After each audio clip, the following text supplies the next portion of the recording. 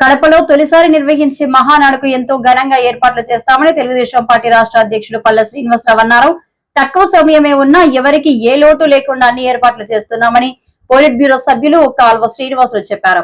శతాబ్దాల రాయలసీమ సమస్యల పరిష్కారానికి మహానాడు వేదిక కానున్నది అన్నారు. అయితే ఈ ఏడాది కడపలో మహానాడు చేయాలని చెప్పేసి మరి ఆ పోలిట్ బ్యూరో నిర్ణయించడం జరిగింది. అయితే ఈ నిర్ణయం కొంత ఆలస్యం అయినప్పటికీ కూడా ముఖ్యంగా యుద్ధ వాతావరణం ఉన్నటువంటి నేపథ్యంలో ఒకవైపు యుద్ధం జరుగుతున్నప్పుడు మనం మహానాడు చేయడం బాగుంటుందా లేదా అని చెప్పేసి ఆ మీమాంసలో ఉండి కొంత ఆలస్యం అయింది. ఎప్పుడైతే ఈ యుద్ధం మరి ఆగిపోయినటువంటి సందర్భంలో తప్పనిసరిగా మహానాడు చేయాలని చెప్పేసి మరి పోలిట్ బ్యూరో అంతా కూడా నిర్ణయించడం జరిగిందని చెప్పి తెలియజేస్తున్నాం.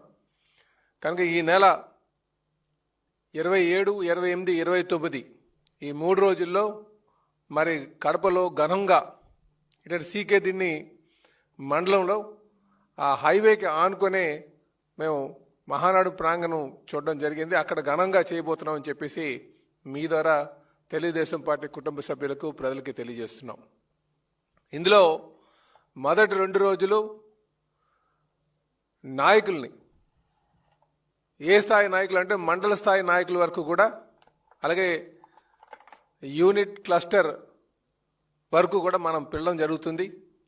స్టేట్ బాడీ మెంబర్స్ కావచ్చు, పోలిట్ బ్యూరో మెంబర్స్ కావచ్చు, అలాగే జిల్లా body members, state body members అందరినీ కలుపుకొని సుమారు 23,000 మందికి మొదటి 2 రోజులు మేము ఆహ్వానిస్తున్నాం.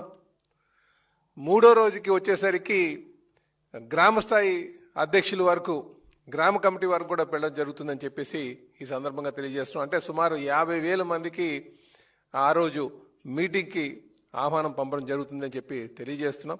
ఇది కాకుండా ఆ చుట్టుపక్కల ఉన్నటువంటి నియోజకవర్గాల్లో ఈ కుటుంబ సాధికార సారథులు అని చెప్పేసి మేము ఒక కమిటీని వేసుకుంటున్నాం. వాళ్ళందరికీ కూడా ఆహ్వానం పంపడం జరుగుతుందని చెప్పేసి ఈ సందర్భంగా తెలియజేస్తూ మరి ఈ ఏడాది మరి పార్టీ ఆవిర్భవించిన దగ్గర నుంచి కూడా కడపలో మరి ఇంతవరకు మేము చేయలేదు.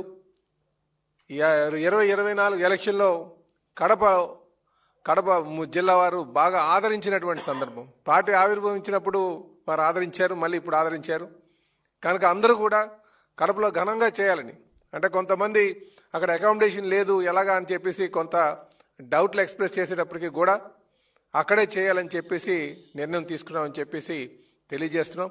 ఈలోగా కూడా మేము ప్రతి నియోజకవర్గంలో క్యాడర్ను పిలిపించి ట్రైనింగ్ కూడా ఇవ్వడం జరుగుతుందని చెప్పేసి